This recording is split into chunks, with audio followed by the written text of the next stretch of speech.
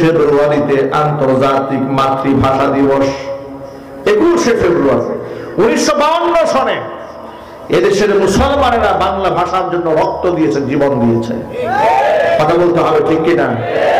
সালাম, রফিক, জব্বার, এই প্রত্যেকটা নাম হিন্দুর নাম না মুসলমানের নাম? আওয়াজ নাই, আরো জোরে বলে। হিন্দুর নাম না মুসলমানের নাম? বাংলা ভাষার জন্য মুসলমানরা জীবন দিয়েছে। চিল্লায় বলো, ঠিক কিনা মুসলমান? কোন নাস্তিক বাংলা ভাষার জন্য জীবন দেয় নাই।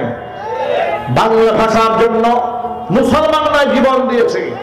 দেশের স্বাধীনতার সপক্ষে মুসলমানরা রক্ত ঝরিয়েছে। কথা বলো, ঠিক কিনা? ইতিহাস ভুলে যেও না। এই বাংলা ভাষার গুরুত্ব, তাৎপর্য, ফজিলত বর্ণনা করার জন্য বাংলাদেশের একটি স্যাটেলাইট চ্যানেল এটিএন নিউজ একটা টক শো রাখা হল।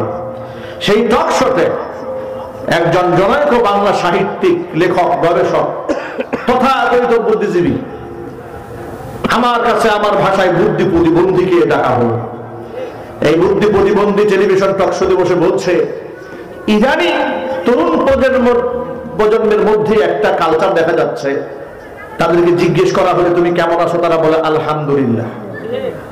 তাকে তারা বলে মাশাআল্লাহ, জাযাকাল্লাহ, ইনশাআল্লাহ। এই যে কথায় কথায় তারা মাশাআল্লাহ, ইনশাআল্লাহ, জাযাকাল্লাহ, আলহামদুলিল্লাহ বলে, এটা হচ্ছে বাংলা ভাষার বিকৃতি। নাউযুবিল্লাহ। এটা হচ্ছে একটা অপসংস্কৃতি। নাউযুবিল্লাহ। এবং সে এও দাবি করেছে এটা নাকি ইদানিং শুরু হয়েছে। পাগলের মাথা নষ্ট হয়ে গেছে।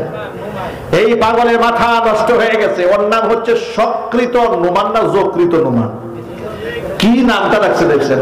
সহজে বুঝতে পেরেছি, নুমান নামটা রাখছে বাপ মা। আর ও যখন নাস্তিক হয়েছে, নাস্তিক হওয়ার পরে সামনে একটা শব্দ যোগ করেছে সকৃত। সকৃত নুমান এই লোকের নাম। এই ভদ্রলোক বলছে ইনশাআল্লাহ, মাশাআল্লাহ, জাযাকাল্লাহ, আলহামদুলিল্লাহ, এটা হচ্ছে একটা অপসংস্কৃতি। নাউজুবিল্লাহ কি বাড়িয়ে বলবেন? আমি খুবই অবাক হয়েছি। এই বক্তব্যটা আমি শোনার পর থেকে আমার শরীরের প্রত্যেকটা শিরা উপশিরার মধ্যে এত বেশি জ্বলন ক্রিয়া শুরু হয়েছে। কারণ ইনশাআল্লাহ মুসলমানেরা বলে আল্লাহ পাকের কোরআনের নির্দেশে। কথা বলতে হবে, ঠিক কিনা?